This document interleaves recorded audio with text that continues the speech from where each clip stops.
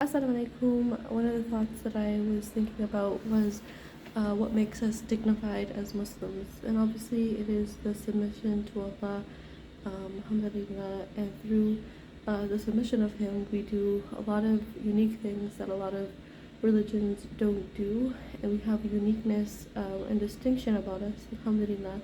But another aspect that also makes us dignified is the responsibility aspect that Allah has given us. We have such a structure in our lives that we must commit to, and we are dignified in a matter where we're able to be Muslim all the time.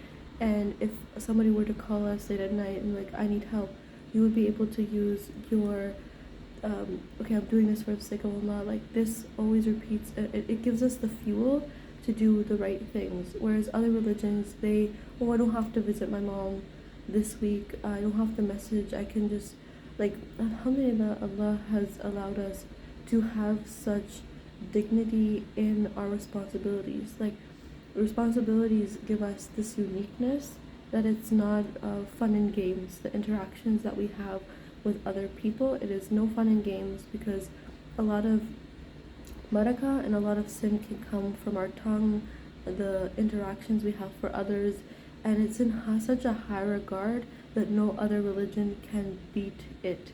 It is the uniqueness of our religion that we have such duty and responsibility for the ummah, the people, and it's encompassing a society. That's why there was great leaders and everything like that. Like, it holds such power, and we can utilize this power still. It is not forgotten. Have a fuel that nobody else does, alhamdulillah, by Allah's mercy.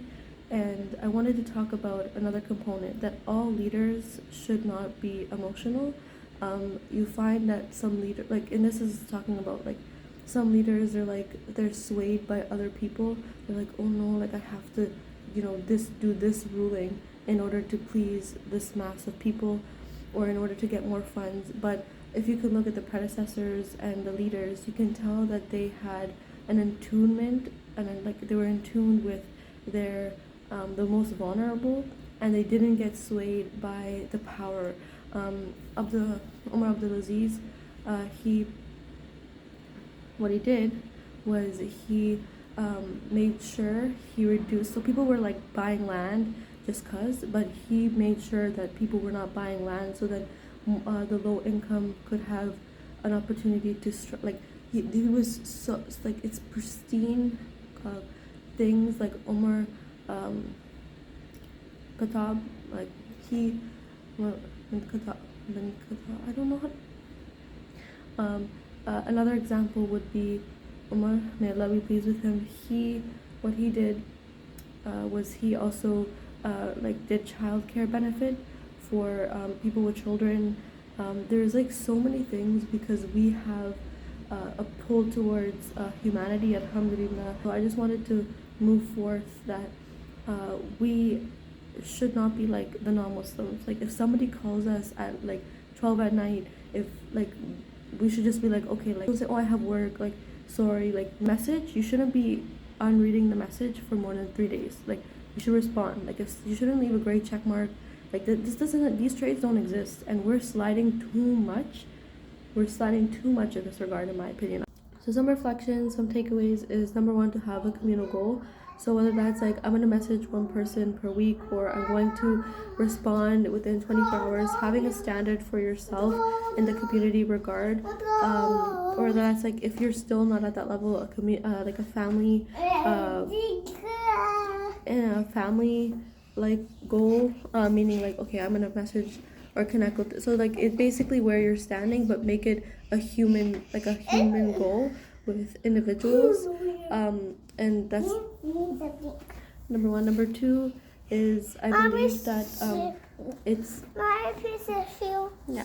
I want to give some takeaways that we can do as a Muslim Ummah together. So number one is to have a communal goal. So whether that's like, I'm going to message one person per week, or I'm going to answer to every single message that I get within 24 hours. We're bettering ourselves, creating a standard in regards to people matters, whether that's you working on your familiar matters, your greater community matters. Something in regards to people goal is really important. Second one would be to think of a greater scope. So even if you're buying a PlayStation, saying, one day I want to connect with my cousin, or one day I want to connect with my friend using this PlayStation so we can get closer to Allah. Like bringing our scope to material items. Like this pot, I want to cook for this. Like I want to use this pot to not only cook meals for myself but cook meals for others. Like using materialistic things and using it like I could do this with this. Or like when you're buying like when you're making a living room space, like one day we're gonna have people here, and like using your wealth in broadening like your scope, if that makes sense. Like if you're going on a day trip, bring along, tag someone with you, like maybe like I know my husband did this when like we would go on like, oh, let's invite this person, that person. Like despite like people think like romance only need time to you as a couple, like no, like start bringing people. Like the most serious matter teaching our children is manners, because that creates like it's a part of their subconscious, is how they react to people, their manners. It's like school teaches like, oh, don't throw trash and things like that, but that's no stability for a human. Like a human needs to see it every single day of their lives, and like it being like at most working on it. If my husband will call me out, I will call my husband out.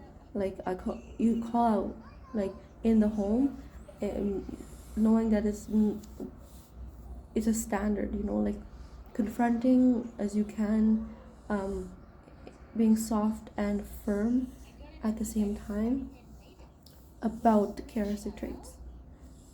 Like it's a disservice to what the Prophet ﷺ was trying to bring, and we can, yeah. So, anyways, that's just some of the things that I have. Yeah. Assalamu alaikum.